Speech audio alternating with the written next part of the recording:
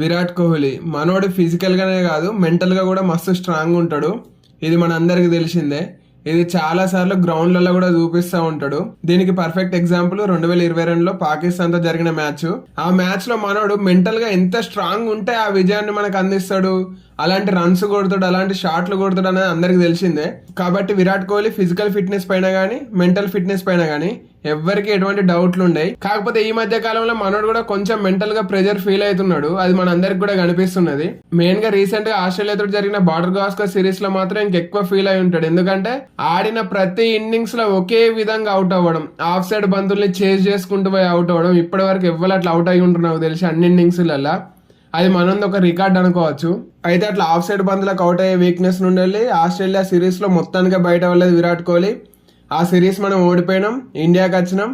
ఇండియాకి వచ్చిన తర్వాత బీసీఐ రూల్ తెచ్చింది, ఖచ్చితంగా ప్రతి ఒక్కరు డొమెస్టిక్ క్రికెట్లు ఆడాల్సిందేనని. దాంతో మన ఇండియన్ ప్లేయర్లు అందరూ డొమెస్టిక్ క్రికెట్లకు ఎంట్రీ ఇచ్చారు.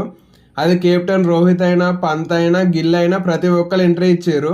అయితే కోహ్లీ కూడా ఎంట్రీ ఇస్తాడు అనుకుంటే తనకు మెడ నొప్పి ఉందని ఇప్పుడు రీసెంట్ గా స్టార్ట్ అయిన మ్యాచ్ తోటి కాకుండా January 30 నుండి వెళ్ళి రైల్వేస్ తోటి స్టార్ట్ అయ్యే మ్యాచ్ లో ఢిల్లీ తరపున ఆడతా అని చెప్పేసిండు. ఆ మ్యాచ్ కోసమే ప్రాక్టీస్ చేస్తున్నాడు. అయితే ఆ మ్యాచ్ మనకి చాలా ఇంపార్టెంట్. అయితే ఆ మ్యాచ్ తర్వాత ఇంగ్లాండ్ తోటి 3 వన్డేల సిరీస్ ఉన్నది. ఆ తర్వాత ఛాంపియన్స్ ట్రోఫీ, ఆ తర్వాత ఐపీఎల్ తర్వాత మెయిన్ గా ఇండియా వర్సెస్ ఇంగ్లాండ్ 5 టెస్టుల సిరీస్. వైట్ బాల్ క్రికెట్ లో కోహ్లీ బ్యాటింగ్ పైన ఎవ్వరికి ఎటువంటి డౌట్స్ లేవు. ఈ ఇంగ్లాండ్ తోటి వన్డే సిరీస్ అయినా, ఆ తర్వాత ఛాంపియన్స్ ట్రోఫీ అయినా, ఆ తర్వాత ఐపీఎల్ అయినా మనోడు అదరగొడతాడని అందరు అనుకుంటారు.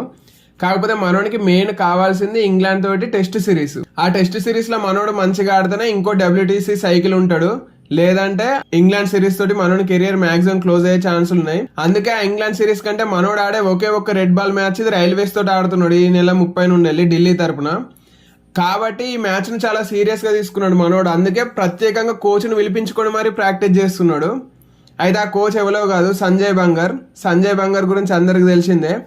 మన ఇండియన్ టీమ్ కు బ్యాటింగ్ కోచ్ ఉన్నాడు, అట్నే ఆర్సీబీకి కూడా బ్యాటింగ్ కోచ్ ఉన్నాడు. అయితే ఇక్కడ మనం గమనించాల్సింది ఏంటంటే సంజయ్ బంగర్ బ్యాటింగ్ కోచ్ ఉన్నప్పుడల్లా విరాట్ కోహ్లీ మంచి పర్ఫార్మెన్స్ చేసిండు. 2014-15 టైం నుండి వెళ్ళి ఇండియన్ టీమ్ కు మనోడు బ్యాటింగ్ కోచ్ అయిండు సంజయ్ బంగర్.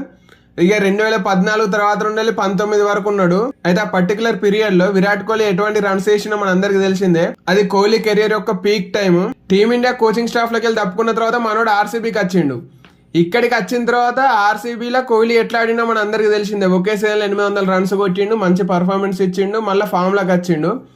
కాకపోతే ఇప్పుడు సంజయ్ బంగర్ ఆర్సీబీ కోచ్ గా లేడు, అక్కడ టీమిండియాకి లేడు. కాబట్టి స్పెషల్ గా సంజయ్ బంగర్ ని పిలిపించుకొని మనోడు బ్యాటింగ్ ప్రాక్టీస్ చేస్తున్నాడు. దానికి సంబంధించిన వీడియోలు, ఫోటోలు అన్ని సోషల్ మీడియాలో వస్తూనే ఉన్నాయి. అయితే సంజయ్ బంగర్ దగ్గర కోహ్లీ ఏం కోచింగ్ తీసుకుంటాడు అనేది కూడా బయటకు వచ్చింది. అయితే సంజయ్ బంగర్ దగ్గర మనోడు కోహ్లీ ఏం ప్రాక్టీస్ చేస్తున్నాడు అంటే మెయిన్ గా బ్యాక్ ఫుట్ పైన ప్రాక్టీస్ చేస్తున్నాడు. ఆ బ్యాక్ ఫుట్ లోకి వెళ్ళి ఏ బంతిని ఎలా ఆడాలి, ఎలాంటి షాట్లు కొట్టాలి అనే దానిపైన ప్రాక్టీస్ చేస్తున్నాడు. అట్నే ఆఫ్ సైడ్ బంతుల్ని వదలడం, లేదంటే వాటిని కొట్టడం, కొడితే పర్ఫెక్ట్ కొట్టడం, స్లిప్పులలో క్యాచ్లు పోకుండా కొట్టడం, దీనిపైన మెయిన్ గా ఫోకస్ చేసిండు మనోడు. అయితే గత 3 రోజుల నుండి ప్రాక్టీస్ చేస్తున్నాడు కోహ్లీ. లాస్ట్ 3 days నుండి వెళ్ళి సంజయ్ బంగర్ తోటి కలిసి, అది కూడా 16 yards. ఎందుకంటే బాల్స్ అక్కడైతే ఫాస్ట్ గా ఆడాలి కాబట్టి ఇక్కడ ప్రాక్టీస్ లో తక్కువ టైంలో బాల్లను ఫేస్ చేసి మ్యాచ్ ఆడేటప్పుడు మాత్రం కొంచెం ఒక 1 second ఎక్కువ ఉండాలన్న ఉద్దేశంలో అట్లా 16 yards లలోనే ఎక్కువ మంది బ్యాటర్లు ప్రాక్టీస్ చేస్తూ ఉంటారు.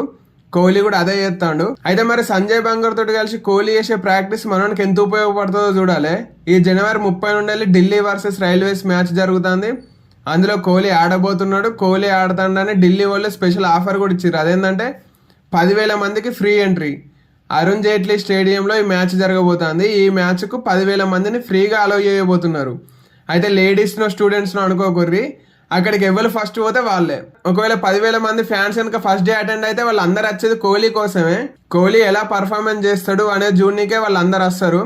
మరి వాళ్ళందరినీ కోహ్లీ సంతోష పెడతాడా లేదంటే నిరుత్సాహపరుస్తాడా అనేది మనం చూసుకోవాలి. అట్నే ఇలాంటి క్రికెట్ ముచ్చట్లు మీతో మాట్లాడనీకే ఈ ఐపీఎల్ నుండి నేను లైవ్ కద్దాం అనుకుంటానా. దానిపైన మీ ఒపీనియన్ ఏందో కామెంట్ చేయండి. అట్నే రైల్వేస్ తో జరిగే మ్యాచ్ లో విరాట్ కోహ్లీ సెంచరీ వేస్తాడని మీరు అనుకుంటున్నారా లేదా, అది కూడా కామెంట్ చేయండి.